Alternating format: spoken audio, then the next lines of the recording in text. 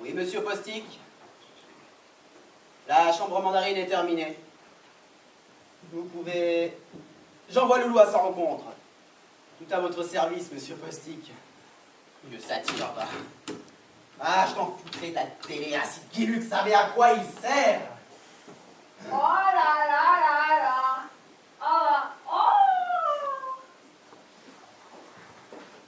Ah bah ça, on peut dire que c'est Epastrouilla, hein. C'est chinois. Il n'y a qu'à Paris qu'on voit ça. On se croirait dans un film en technicolor. On s'attendrait à voir rentrer Dorothy l'amour. Merci pour ma valise. Attendez que je donne un pourboire. Merci madame, merci beaucoup. J'ai des sous, profitons-en. D'autant que je suis toute seule dans la vie. Je viens de me fâcher définitivement avec mon fada de frère et sa femme. J'espère que vous allez vous plaire à Paris. Oh bah Paris, il y a tout ce que l'on veut, hein. Les grands matchs de football, l'opéra comique, le musée de l'homme, Johnny Hallyday, la catacombe, la tour Eiffel. Ah, pour votre tirelire, thé.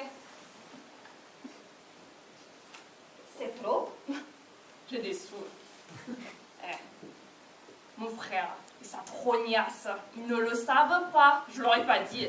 Quand ils vont savoir l'héritage, ils vont crever, tu sais. Vous avez fait un héritage. C'est pour ça que je suis venue le chercher, à Paris. Voilà. Je suis veuve depuis 8 ans, mon pauvre Alphonse. Il a été embarqué si vite, mais il avait un oncle à Paris, un vieux, avare comme un pou. Il a cassé sa pipe, et qui hérite du magot? Clarisse Sarrazin. L'amour est un fameux bohème qui n'a jamais connu. Chère madame, je me présente Alfred Postic, le propriétaire de ce modeste hôtel. Avez-vous besoin de quelque chose de particulier, très chère madame? Tout va bien, monsieur, merci. Ma chambre, elle est jolie, confortable, même chinoise. Et quant au drap, impeccable. Et votre petite bonne, elle est gentille comme tout. Vous l'avez gâté, si tous les clients étaient aussi généreux. Oh, quelques billets de 10 francs. Madame, seul les vrais gens du monde, ça devait être faste. Mais vous chantez, vous avez une voix tellement exquise. Ah, monsieur, oh, vous touchez du doigt le regret de ma vie. À 18 ans, eh bien, j'avais une voix splendide. Oh, c'est du moins ce que disait mon professeur de chant à Cassis. Mademoiselle Cambredon, ex de la Gaîté Lyrique. Vous connaissez? Bah, c'est normal. Parce que Mademoiselle Cambredon a été seulement dans les cœurs et qu'elle n'a jamais réussi à être vedette. Vous savez pourquoi elle n'a pas réussi à être vedette? Parce qu'elle ne voulait pas coucher avec Pierre, Paul et les autres. Alors, écœurée, elle quittait Paris et est rentrée comme comptable à l'usine de ciment à Cassis. Bon, elle continue à chanter, Mademoiselle Cambredon, malgré ses 58 ans. Fêtes, soirées de bienfaisance, enterrement, mariage, etc. Bon, faut dire, elle a gardé son organe intact, qu'il est connu dans toute la région. L'organe de Mademoiselle Cambredon. Un rossignol en sac. Elle m'avait donc donné des leçons.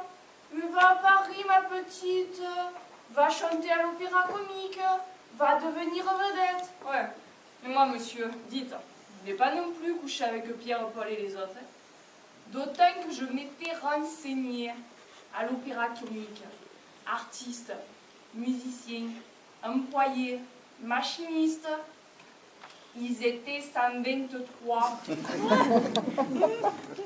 Quand on est gamine, monsieur, mais qu'est-ce qu'on est bête. 123, c'est pas tellement, hein. Et voilà pourquoi l'opéra comique tout a cloché et qu'ils ont dû mettre la clé sous la clé de salle.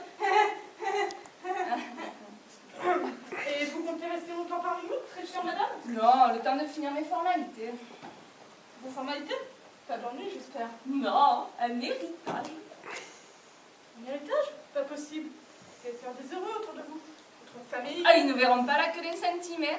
Les 250 millions de l'oncle, ceinture. Mais 250, ancien, faut pas exagérer. Une belle somme tout de même. Et tout droit de succession payé. 60% de retenue. Saloperie d'État, hein.